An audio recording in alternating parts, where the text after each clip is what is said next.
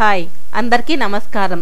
ఈరోజు మనం తెలుగువారి వంటలలో గోబీ పకోడా ఎలా తయారు చేయాలో చూద్దాం। ఇందుకు ముందుగా మనం గోబీని చిన్న చిన్న ముక్కలుగా కట్ చేసుకొని శుభ్రంగా కడిగి ఉంచుకోవాలి।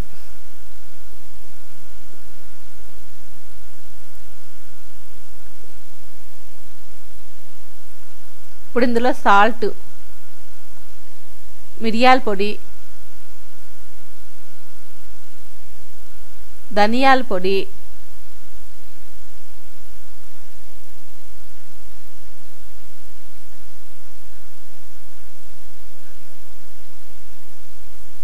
పసుపు,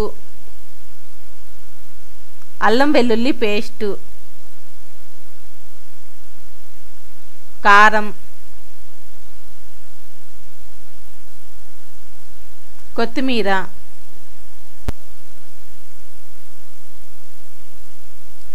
కసూరి మెతి, కార్న్ ఫ్లోర్,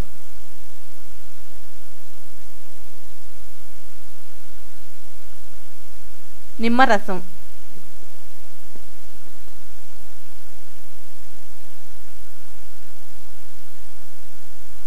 కొద్దిగా ఆరెంజ్ రెడ్ ఫుడ్ కలర్ కలిపిన వాటర్,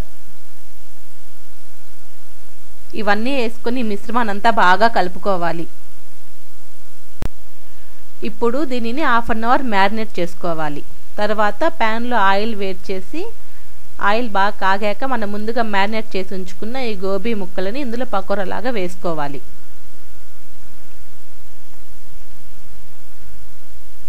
వీటిని బాగా ఫ్రై చేసుకోవాలి, కలర్ మారేంత వరకు ఫ్రై చేసుకోవాలి। అంతే, ఎంతో రుచికరమైన గోబీ పకోడా తయారైపోతుంది। మీ తెలుగువారి వంటల్లో మరిన్ని వంటల కోసం సబ్స్క్రైబ్ చేసుకోవడం మర్చిపోకండి।